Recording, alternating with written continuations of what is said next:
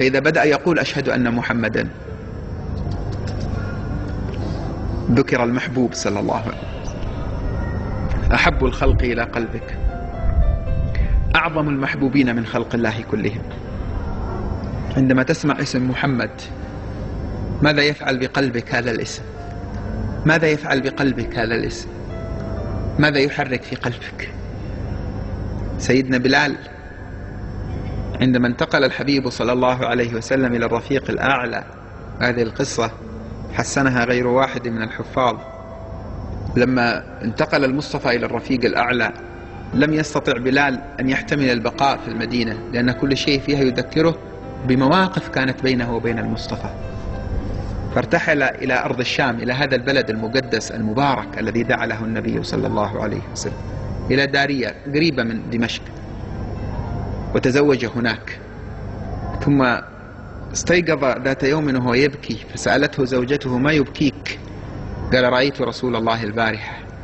هل يعني لك شيء إذا سمعت كلمة رأيت رسول الله؟ تحرك في قلبك شوق إلى أن تراه؟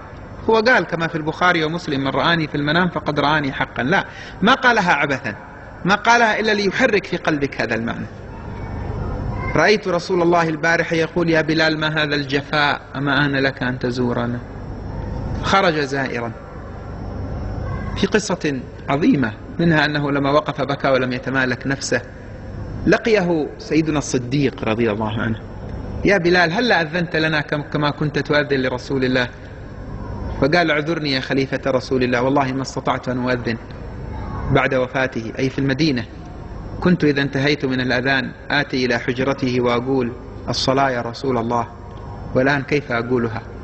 سيدنا عمر يعتذر له، فيقبل الحسن والحسين، أحدهما في 8 والثاني في 7، سيد شباب أهل الجنة، فيعتنقهما ويبكي، يشتم فيهما رائحة جدهما، فيسألانه أن يؤذن، فلا يستطيع أن يقاوم الطلب، ويصعد على المكان الذي يقف كان عليه أيام رسول الله يؤذن ويؤذن. لما قال: الله أكبر الله أكبر، ضجت المدينة. الله أكبر الله أكبر، صاح الناس في البيوت: أبعث رسول الله؟ تذكروا الصوت الذي كان يؤذن في أيامه صلى الله عليه وسلم.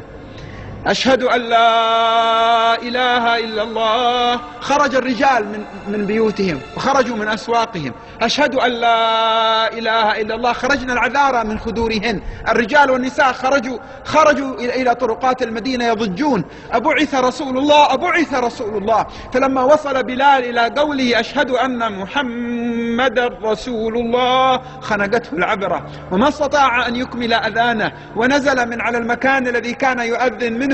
قال الراوي: فما عرفت المدينة يوما أشد بكاء وعويلا بعد يوم وفاته كيوم قال فيه بلال: أشهد أن محمد رسول الله.